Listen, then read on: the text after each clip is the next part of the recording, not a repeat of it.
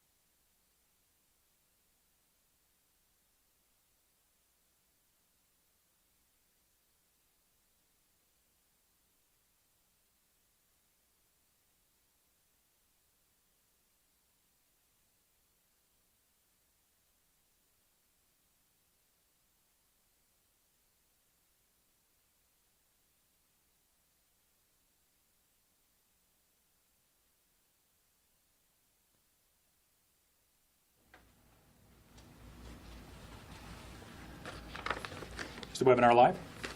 The broadcast is now starting. All attendees are in listen-only mode. All right, good afternoon, everybody. Thank you so much for being with us today on June 24th for this press briefing. My name is Fields Mosley. I'm the Communications Director at Maricopa County and the lead PIO here in the Joint Information Center and for the Unified Command Center. We'd like to thank everybody for joining us, whether you're joining us via YouTube or Facebook, or if you're a friend of ours in the media that's joined us today to ask some questions, get a little bit more information about various subjects related to the COVID-19 pandemic. So we welcome you and we're glad you're here. So as we all know, the daily case increases, we've all seen the numbers, they are very troublesome. We have seen multiple days where we've seen more than 2,000 test results come back indicating the spread is community-wide. So today our experts from public health, they are going to talk about hospitalization rates and the growth of cases in certain age groups. We also will cover, once again, how you can help prevent the spread of the disease in our community and the role of contact tracing as well. There's a little bit of mythology around contact tracing, but there's limits to what that tool can do for public health, but it's a tried and true tool within public health, and we want to make sure everybody understands where we are with that in Maricopa County. So with us today we have Dr. Rebecca Sonnenschein. She's our medical director for the Maricopa County Department of Public Health. We also have Marcy Flanagan, the executive director for Maricopa County Department of Public Health. And to answer any questions we might have from the media about personal protective equipment, the supplies we have, those are greatly improved over the last few weeks. So we're able to get more, if it's requested, out to various organizations. So Robert Rowley, our Director from Emergency Management, is here and he can address questions about that. Before we get started, real quick notes, as I always say before this, if you're in the GoToWebinar and you have a question for us, you will virtually raise your hand in the GoToWebinar. If the software is not responding for some reason, if you keep clicking on it, we might not see that. You need to log out, then log back in to GoToWebinar to try to fix that error with the software. For whatever reason, it's not talking to your computer. Also, real quickly, please have your mic unmuted if you have a question. You're a member of the media and you want to ask a question. We will unmute you once we call upon you via the webinar. So with that, I'll introduce Dr. Rebecca Sonnenschein to come up and say a few words.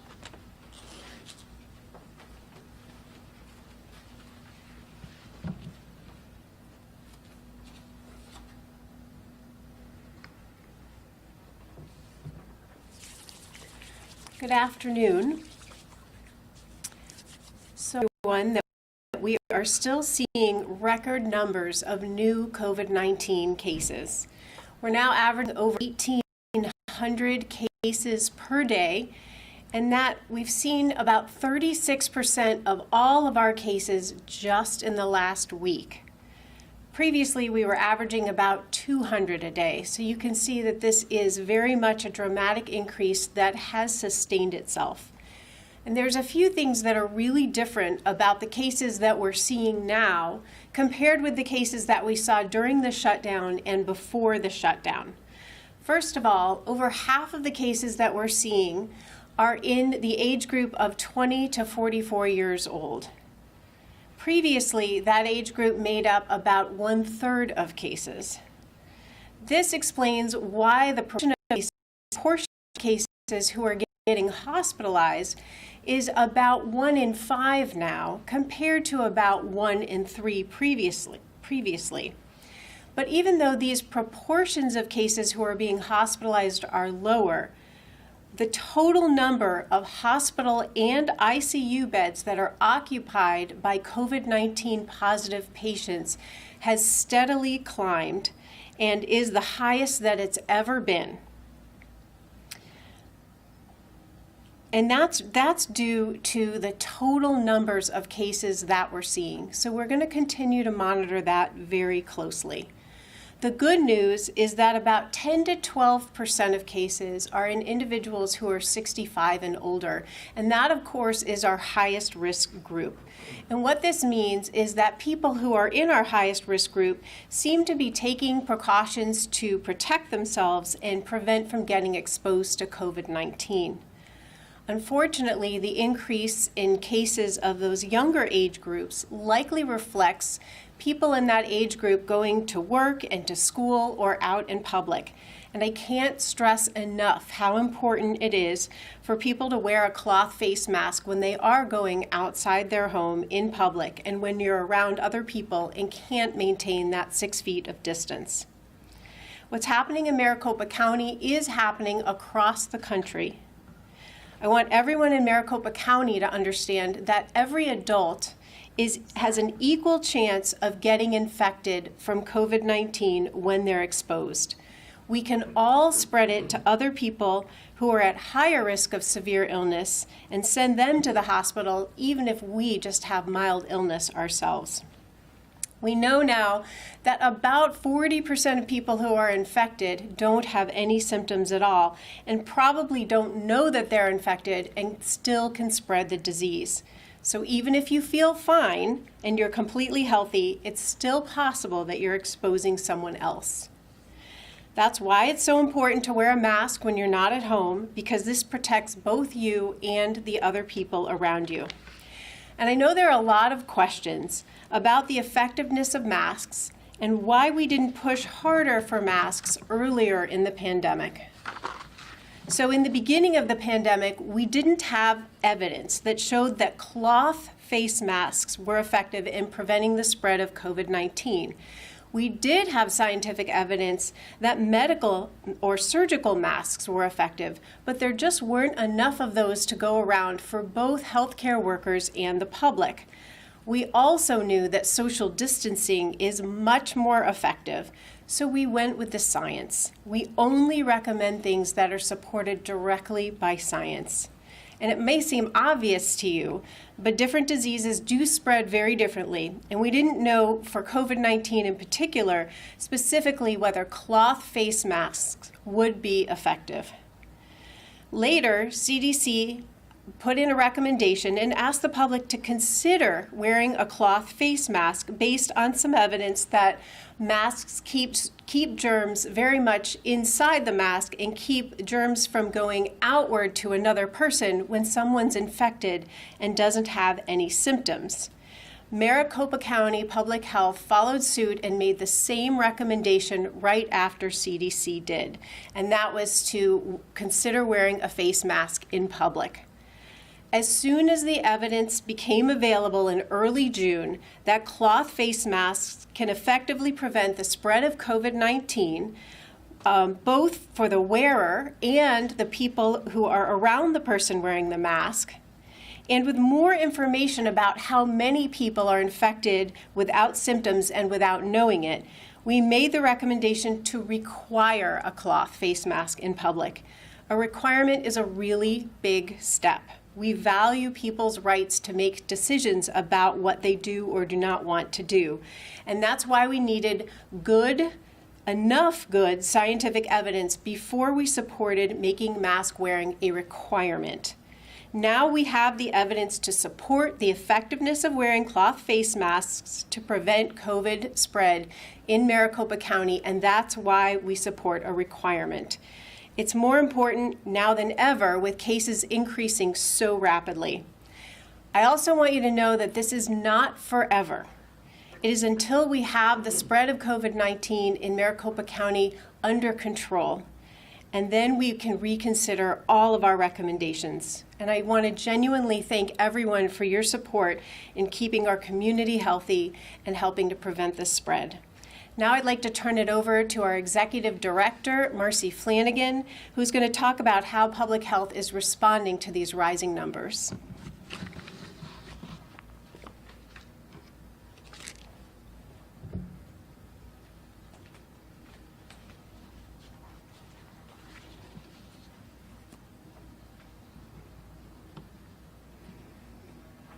Good afternoon. Back in May, when we had around 200 new cases a day on average, we set a goal of our investigations and contact tracing operations to address 400 to 500 new cases a day by July 1st. The good news is that we hit that staffing early, and our goal was exceeded by June the 10th, when we were able to address over 500 cases a day. Our goal initially was to bring on 60 new public health employees. As cases have increased, we decided to bring on just over 100 public health professionals. As of today, we have hired 83 of those positions. We have also partnered with ASU, U of A, AmeriCorps Vista Volunteers, Crisis Response Network, and Banner Poison and Drug Information Center, all of which add people to help us reach out all of our COVID positive cases and their contacts. We've heard over and over again how much contact tracing is valuable in outbreaks. In public health, we use contact tracing early for a large number of infectious diseases. For certain diseases, it can be one of the most effective tools in our toolbox. For example, think of a person with a sexually transmitted infection. It is much easier for someone to recall their sexual partners so that we can reach out and do contact tracing with them, compared to a disease like COVID-19, which is spread when someone coughs, sneezes, or talks. Remembering everyone you've done these things with over a 2-week period can be difficult to recall, and you often don't even know them. In addition, we know that around 40% of individuals who are infected with COVID-19 are asymptomatic, so they may be spreading the disease without realizing it because they don't even feel sick. We are also hearing reports that with so many people getting tested, labs are taking longer to track and report all of the results back to public health. Public health can't reach out to people until we know that they are positive from the lab results, which makes our contact tracing efforts even harder. We are relying on people to get tested to stay home and away from others until they find out their test results and they no longer have symptoms for 3 days. With so many people in our community infected with COVID-19, and many of them not experiencing symptoms or not knowing they have COVID, it is important that we all assume that we could be infected and exposed when we are out in public. We still believe that contact tracing is one of the tools that we can use to help slow the spread of COVID in our community. It's important that people know they are positive, what to do when they know they are positive to prevent spreading the disease to others, and that people who are close contacts know how to watch for symptoms. That's why at Public Health, we are still doing our part. We are reaching out to every single positive case that we have contact information for within 12 to 24 hours of us receiving that test result. People who get tested and have a positive test get a text message from Public Health notifying them of their results and asking them to provide some information to Public Health. We are also working on adding an automated phone call to this process to help individuals who only have a landline. The additional information cases provide will help us to determine if they are high risk, like someone who works in a healthcare or child or school setting. This process allows us to prioritize cases who are at higher risk or come into contact with those who are at higher risk. As great as our process is, contact tracing is not a perfect solution. Unfortunately, around 15% of the cases we get come without any contact information. And only 5 to 7%, we never get their contact information, meaning that even after multiple attempts, we are never able to reach those individuals to give them their test results or find out who their contacts were. The best thing we can do now for our community is try to reduce exposures and slow the increase of new cases. Our commitment to you, the residents of Maricopa County, is to give you the facts about what is happening and what you can do. Everything we tell you is based on research and science. And here's what the science is telling us can help Maricopa County residents slow the rapid growth of COVID-19 cases in our community. First, practice social distancing as much as possible. Second, wear a mask when you cannot keep at least 6 feet of distance. Third, wash your hands frequently, especially after you touch your mask. And finally, please stay home when you are sick. So while we keep doing what we can in public health side, we need help from everyone in our community to help slow the spread of COVID-19. And if you get a text message or call from public health, please respond to the survey. Responding to this survey helps us do our job in a more timely and efficient manner. Thank you.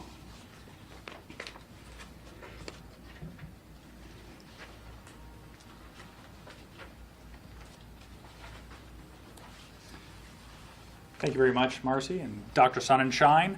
At this point, we'll open it up to questions today. And please go ahead, Chad. Do we have anybody on the line? We do. Rachel Leingang has a question. Rachel, your microphone is live.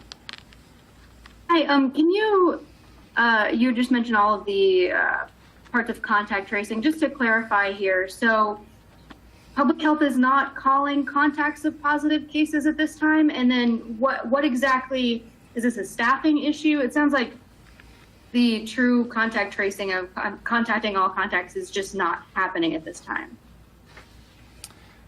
All right, thank you for that question. Marcy Flanagan will address some of the intricacies of contact tracing and where we stand right now.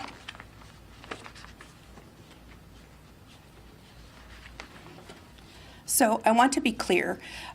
First of all, we are contacting 100% of cases that we get a test result for when we have their contact information. Contact tracing is the step that happens after case investigations. This is where all of our partners come in. That's U of A, ASU, the Crisis Response Network, AZ211, and what they are doing is we are enrolling all of contacts in the SARA alert system. That is a technology contact tracing tool that is widely used in the U.S. for contact tracing.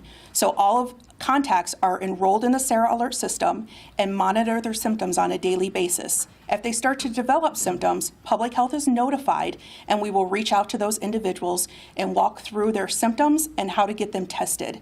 So we are doing contact tracing.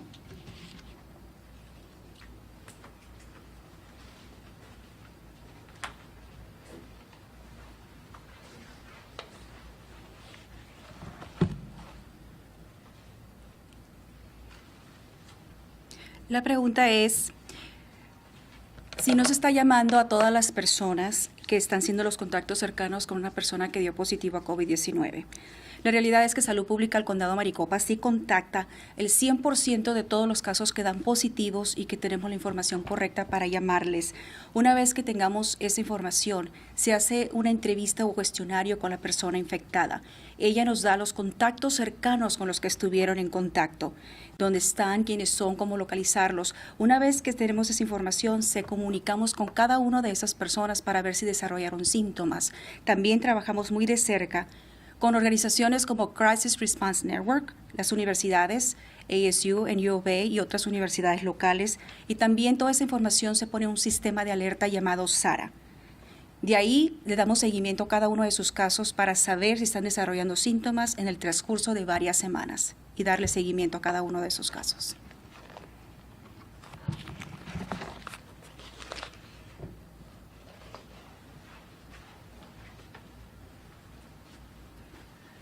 Pardon me, everyone. I forgot to introduce Joanna Molina today. She is here, as always, from Public Health to help with the Spanish translation during this question and answer period. So thank you, Joanna, for stepping in there. Chad, do we have thank you again, Rachel, for the question, too. So do we have another person on the line with a question? We do. We have several. Brom Resnick is next. Brom, your microphone is live. Thank you. Hi, guys. Can Dr. Sunshine and Mercy Flanagan speak to the status of hospitals in Maricopa County? How many of them have stopped or limited elective surgeries? What other steps are they taking to deal with the huge surge in people in hospital beds and ICUs? So, Bram, it's really interesting. We get this question a lot through the Joint Information Center about hospitalization rates and various twists or intricacies of that data. Hospitalization rates as well as ICU use and everything else is all being collected by ADHS, the Arizona Department of Health Services. This is under the executive order from Governor Doug Ducey. So ADHS is really your go-to place to go get information about hospitalization rates or ICU bed usage, that sort of thing. We are drawing upon some of that state information as well. Dr. Sonnenschein can expand on this a little bit more.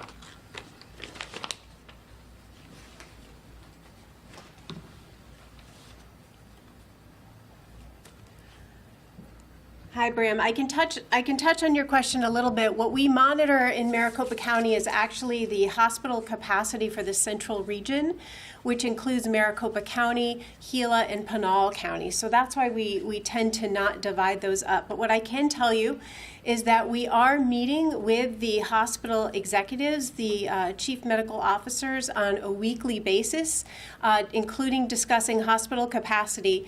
And what I can tell you is that the hospitals, so remember, during the stay-at-home order, they were not able to do any elective surgeries. So hospitals, to varying degrees, have started to do more and more elective surgeries, but not all of them ever got to the point where they were doing all of their elective surgeries. What I'm being told now is that the ones who started doing elective surgeries do continue to do them, some to a greater or lesser degree than others, but they still do have both hospital bed and ICU capacity existing, and we are just monitoring that very closely. But at this point, there still is some capacity.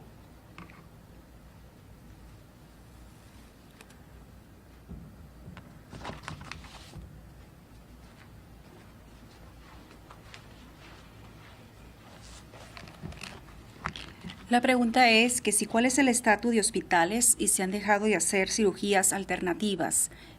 La respuesta es que el índice de hospitales o de hospitalizaciones y camas son dependiendo de lo que reportan ellos al Departamento de Salud del Estado. Sin embargo, el Departamento de Salud Pública del Condado Maricopa trabaja muy de cerca con lo que viene siendo la capacidad hospitalaria para los condados de Gila, Pinal y Maricopa.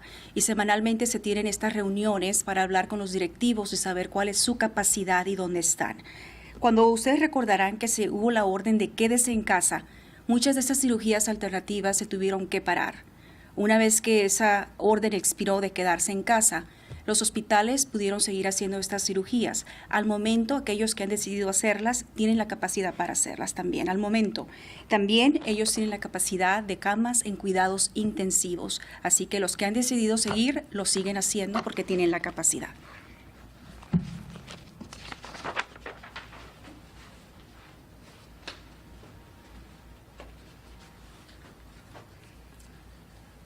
Well, thanks, Bram, for the question. Thank you, Dr. Sonnenschein, for expanding upon my knowledge and certainly clarifying the amount of communication that's going on between the hospital system and Maricopa County Department of Public Health. Chad, do we have some other people with questions? Thank you. Brady McCombs is next. Brady, your microphone is live. Hi. How has the dramatic surge in cases and the lifting of the stay-at-home orders impacted the work of the contact tracers in the county? Are the tracers able to keep up? Is it more difficult to pinpoint how people got infected and everyone they've been in contact with? So thank you, Brady, for that question. So if I'm not sure everyone was able to hear that on there, but yes, we're asking about the workload of contact tracing and how that's affected the systems that we're using and the questions they're being able to ask and how many people they're able to reach. So Marcy Flanagan will address that.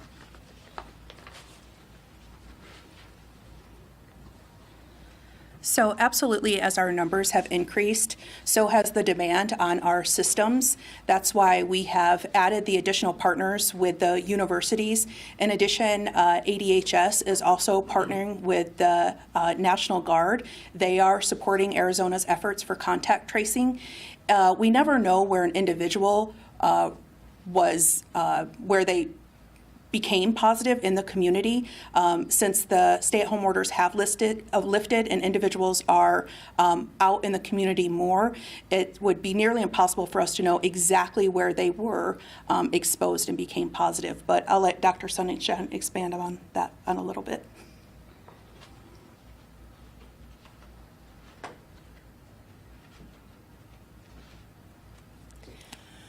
So because there's so much community spread, we don't invest our efforts on trying to figure out exactly where someone became infected, but rather we focus more on what areas they exposed when they were infectious.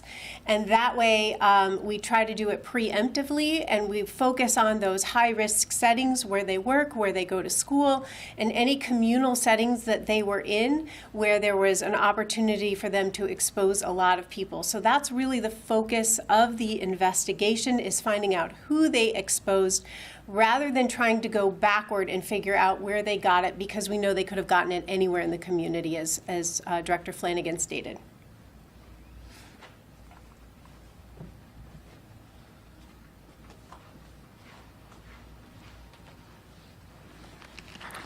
Y la pregunta es que si los que dan seguimiento a los casos positivos de COVID-19 pueden, con la demanda, como ha crecido ese número ahora en la comunidad, pueden seguir dándole seguimiento a cada caso que resulta positivo.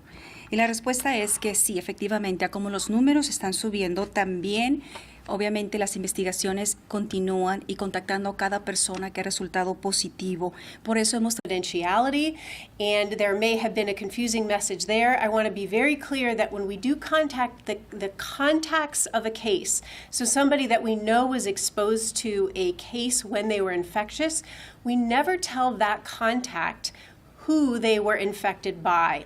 And so maybe there was some confusion with that, but we certainly don't have a policy of telling people not to name a particular place, because that is part of our community efforts.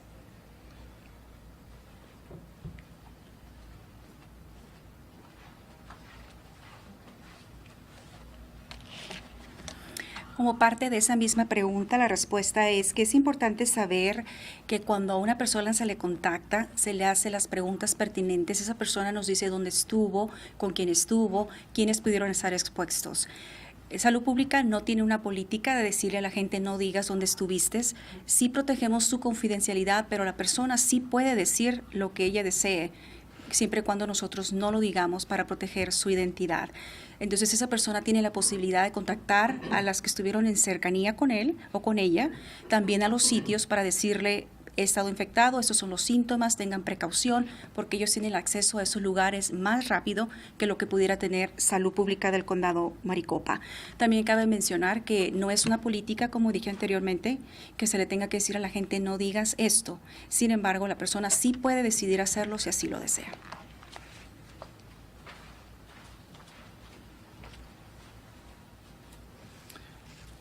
All right, thank you for the question. Chad, do we have somebody else waiting? We do. Ann Ryman is next. Ann, your microphone is live. Hi, thank you. The number of long-term care facilities with at least one COVID-19 case has steadily increased over time, and your latest statistics show that they jumped from 293 on Monday to 329 on Tuesday, which is a pretty dramatic increase. What are the reasons that you're seeing such a big increase there? All right, thank you, Ann, for that question. Dr. Sunshine will long-term care facilities and the spread that we've seen in long-term care facilities, which of course has corresponded to the spread we've seen community-wide. So I'll have her address that question.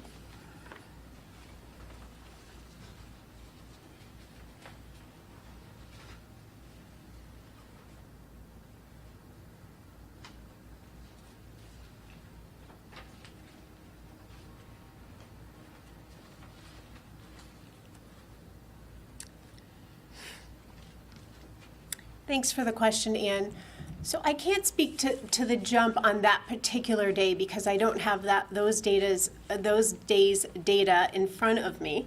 But I can tell you that we do have over 320 total over 320 total skilled nursing facilities or long-term care facilities that have had at least one case that was infected.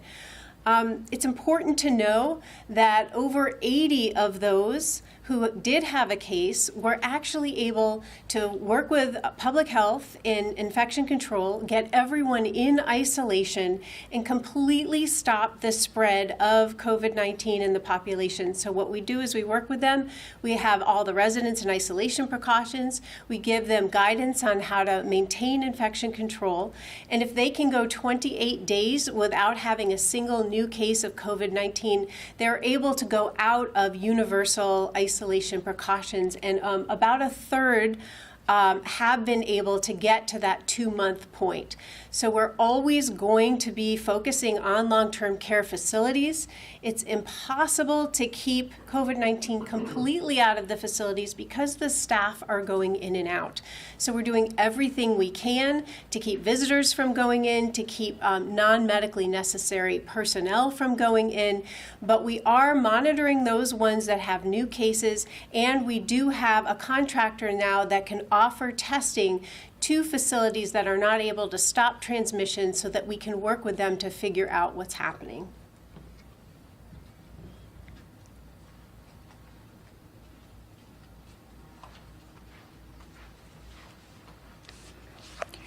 La pregunta es, ¿qué está pasando en los casos de COVID-19 en instalaciones de cuidado de largo plazo y la propagación de COVID-19? En este caso, podemos decir que no tenemos datos específicos a un día en particular. Sin embargo, sabemos que tenemos 320 instalaciones de cuidado de largo plazo que han presentado un caso positivo al menos de COVID-19. De esos 80 casos pudimos trabajar directamente con ellos, con salud pública, y ponerlos aislados y detener la propagación en esas instalaciones. También otro de los temas que hacemos con ellos es que si ellos logran pasar 28 días sin que se presenten más casos, pueden salir de ese aislamiento en el que se ha mantenido esa instalación de cuidado de largo plazo. Y un tercio de esos que hemos estado monitoreando ha podido salir de ese aislamiento. También le invitamos a la gente, en este caso las instalaciones, a prevenir la propagación con visitantes que no puedan asistir a estos lugares, y también monitoreamos, y ahora tenemos contratistas que pueden ir a esas instalaciones y hacer más pruebas para aquellos sitios que no han podido controlar la propagación de COVID-19 en estos centros o instalaciones de cuidado de largo plazo.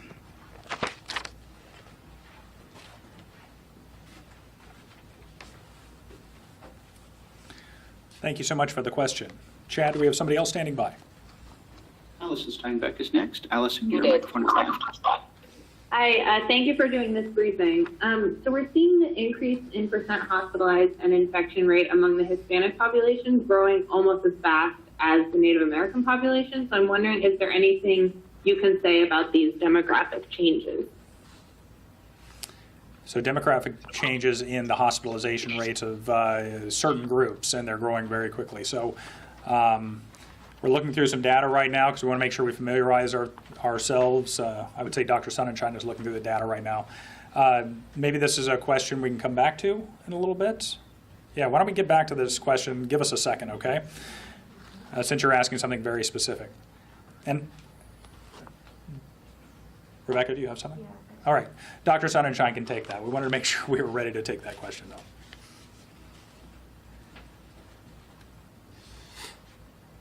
Thanks, Allison. So the race ethnicity data is somewhat challenging, and I know that you're very familiar with it.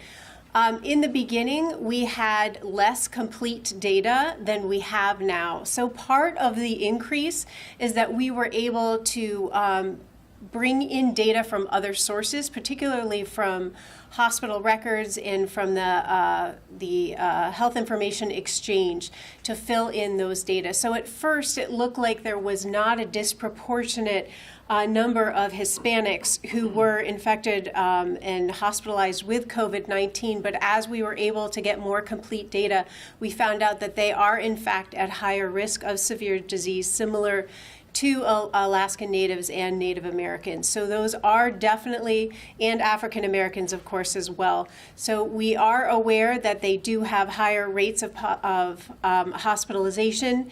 And this is something that it's important for people to understand, that COVID-19 is no different than any other public health issue. Public health issues always disproportionately affect people of color and people with lower socioeconomic status and people with poverty. And that is very hard to tease out, but what we know is that there are certain races and ethnicities that are at higher risk, and people should be aware and take those precautions to protect themselves. And we're obviously doing everything we can to continue to communicate with everyone and make sure that masks are available to everyone, regardless of whether they can afford to buy them on their own.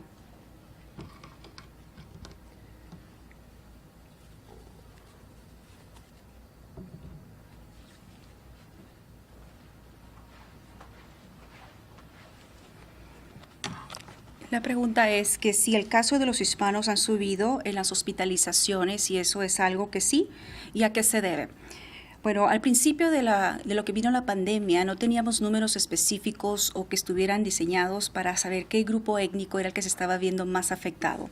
Ahora que ya tenemos más información con respecto a las hospitalizaciones, que podemos obtener los récords de ellos y podemos darle seguimiento, podemos determinar quiénes son los que están en más alto riesgo.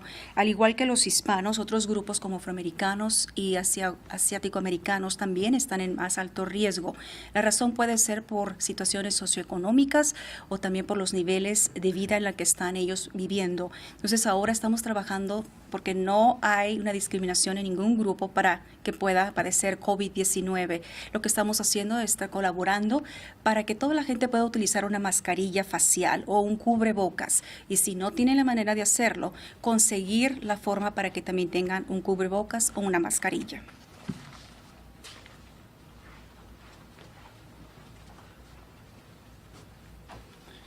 All right, very good question. Thank you, Dr. Sonnenschein. We've received quite a variety of questions today, so we appreciate the questions, and I appreciate our experts here being able to step in and answer these. Chad, who else do we have on the line? Shana Montanari. Shana, your microphone is live. Hi. So my question is about restaurants and contact tracing. So if we hear that an employee contacted COVID-19, but through social media, but a business hasn't confirmed it, is there a way that we can confirm that kind of rumor? And what is the situation with dealing with potential exposures that happen at restaurants, like with restaurant employee, because it might be difficult to contact everybody that person came in contact with, especially if they're a server or work at a restaurant. Sure, and I think as Marcy and Dr. Sonnenschein explained, it might even be impossible. And so there's a lot of forward looking whenever you do contact tracing, not as much looking back, which is what you're asking about. And you're really asking if we're going to say Restaurant X had a case, therefore everybody that went there in the last week should be aware. That is not something that public health reports out or environmental services. Marcy, would you like to expand on that a little bit?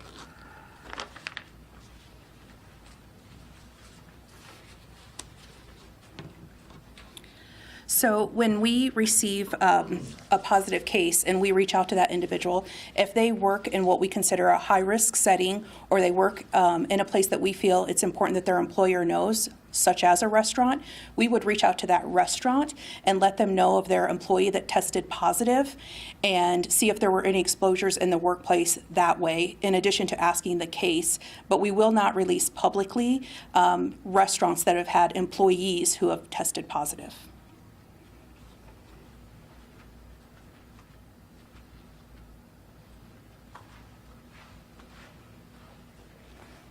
Y la pregunta es que si en los restaurantes, ¿cómo se le da seguimiento si una persona ha dado positivo, ya sea un empleado o alguien que estuvo en un restaurante dio positivo?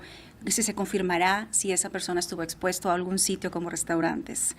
Bueno, la realidad es que cuando una persona se da positivo y está de alto riesgo, trabaja o estuvo en un sitio que pone más personas en alto riesgo, lo que se le hace es que se comunica directamente al sitio, al restaurante o cualquier otra instalación, se le deja saber el riesgo en el que estuvieron, las personas que pudieron haber estado en riesgo.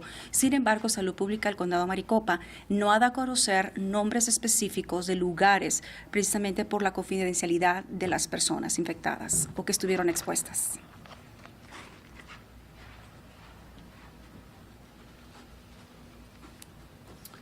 Thank you so much for the question. Chad, who's next? Jacques Bion is next. Jacques, your microphone is live. Working on cases in Maricopa County.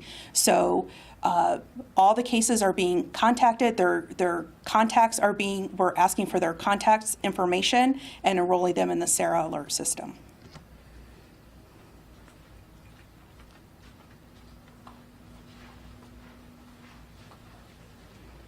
La pregunta es cuántas personas se le da seguimiento por día para reducir la propagación de COVID-19 una vez que una persona ha sido dado positivo.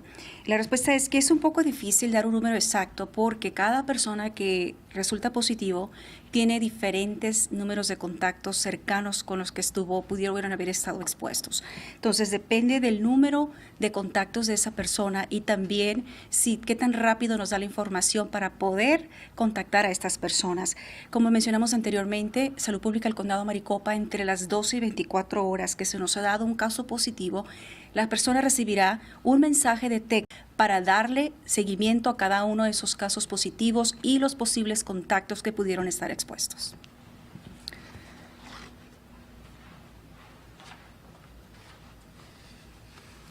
Thank you very much, Marcy. Thanks, Mike, for the good question. I know we have some follow-ups, Chad, so we probably have enough time, 2, maybe 3 more. So let's try to get to some of those. Okay, let's start with Rachel. Rachel, your microphone is live. Hey, so I know that, I can't remember who said it, but someone said that you're not tracing to a specific location or activity, but are you seeing commonalities in activities or locations? I'm thinking like churches, restaurants, protests, things like that, that cases have been going to. I know we're all trying to mitigate risk here and understand where are risky places. So any info you can provide there, I think, will be crucial for people's understanding of, going out in the world. Okay, thank you, Rachel, for that. And I know, we've been asked various versions of this question a number of times. So Dr. Sonnenschein will take a stab at answering this. Maybe she's addressed some of these items a little bit, but we'll talk a little bit more about that.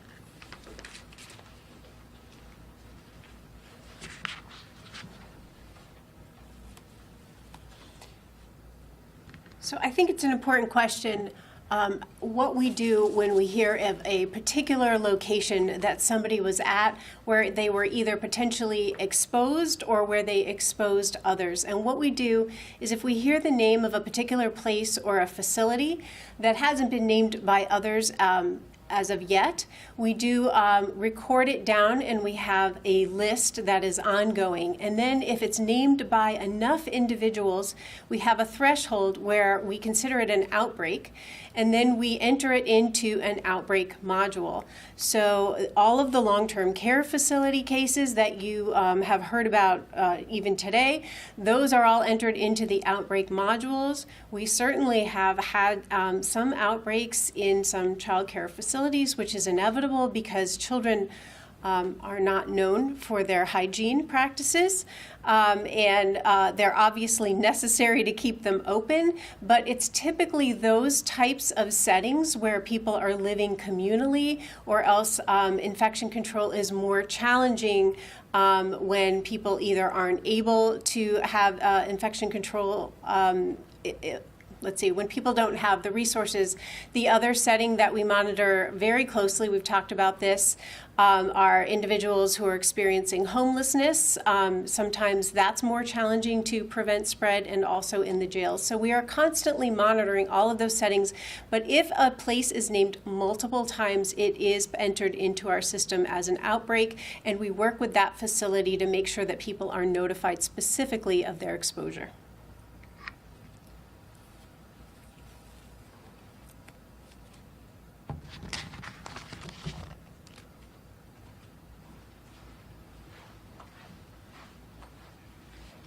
La pregunta es que ya se nos había mencionado que no se da a conocer una localidad específica de los casos de COVID-19, tales como iglesias o marchas o restaurantes, para decir dónde han sucedido estos casos de COVID-19. Sin embargo, lo que sí sabemos que Salud Pública trabajamos muy de cerca para saber si cada caso que da positivo y se le hace una investigación o se hace una entrevista, nos dicen en dónde estuvieron expuestos. Nosotros tenemos una lista de lugares o de sitios, y si eso se repite constantemente como un lugar común donde pudieron haber estado expuestos, entonces Salud Pública directamente contacta a esos lugares, les dice la situación y cuántas personas pudieron haber estado expuestas o están infectadas. Por ejemplo, los centros de cuidado infantil, o también donde vive la gente en grupo, suelen ser algunos ambientes donde hay más brotes de enfermedades. Y también vamos a mencionar que otros sitios pueden ser lugares de personas desamparadas o personas sin hogar, cárceles, y cada uno de esos sitios se trabaja diariamente con ellos para identificar casos y evitar la propagación de COVID-19.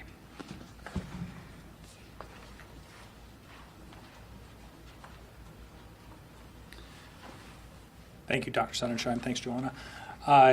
Chad, we have time for one more question, maybe two. So who do we have next? We have Brom Resnick is next. Brom, your microphone is live. Thanks, guys. A follow-up on the contact tracing question earlier. Can you tell us what percentage of cases get a full contact tracing within the 24 hours recommended by the CDC? Also, last week, Governor Ducey issued an executive order that appears to give DHS supervision or some kind of control over all contact tracing in Arizona.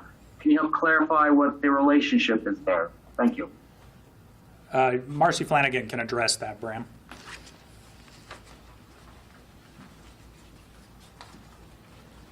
Hi, Bram. Thank you for the question. It's difficult for me to be able to answer the first part of your question, wanting to know the percentage. First, that's something we just don't track at Public Health. But secondly, a lot of that depends on, as I mentioned earlier, 15% of our cases come in with no contact information at all. We're able to obtain some contact information for a portion of those, but there's 5 to 7% we're never able to obtain contact information from. So that's going to play into how many individuals were able to really find out their contacts. So I'm not going to be able to answer that part of your question. The second part about the role of ADHS, the governor did identify ADHS as taking on a lead role in the case investigations contact tracing statewide. We met with all the local health officers in Arizona and ADHS to walk through what that statewide plan would look like. The great thing for Maricopa County is that the plan that the state is implementing really complements and just enhances the work that we were already doing. So the main goal of the statewide plan is to be able to prioritize all of the cases throughout Arizona based on priority levels. And so those highest priority levels with the highest level of acuity are going to be investigated by local public health.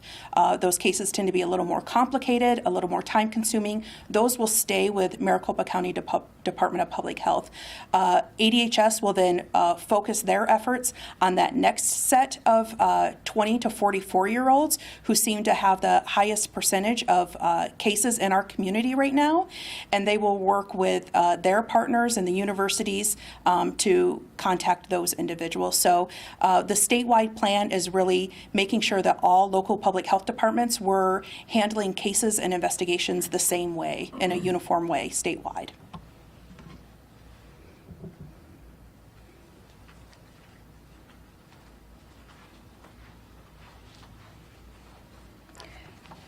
Es una pregunta acerca de darle seguimiento a los casos de COVID-19 y qué porcentaje se le da seguimiento en 24 horas, como es recomendado por el Centro de Control y Prevención de Enfermedades o CDC.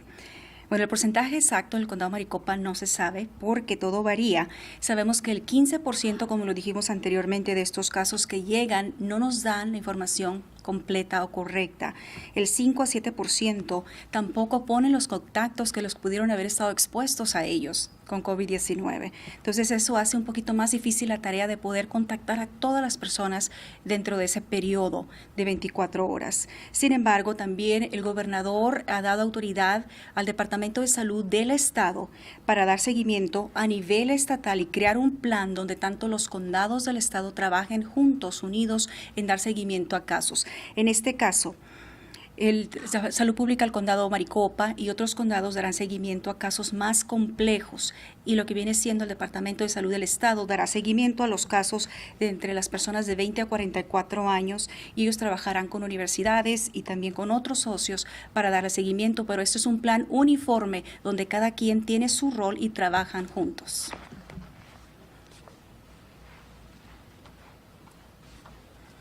Thank you so much for the answers. Thank you, everybody, for the questions. I'm sorry we've run out of time on the webinar. We are coming up right on the 2 o'clock hour here. So for any reporters that didn't get a question answered or you have follow-up questions that you feel weren't covered in this hour-long press conference, please email the Joint Information Center. We'll do our best to get you an answer in a timely fashion. Let us know your deadline if you're on a really tight deadline, and we'll get back to you as quickly as possible. With that, thank you so much. Thank you so much to the public, everyone joining us on Facebook or YouTube. Thank you so much to members of the media coming on and asking some really good and enlightening questions today. We certainly shared a lot of information, and we appreciate your time. So we will put out a notification the next time we have an availability. Thanks again.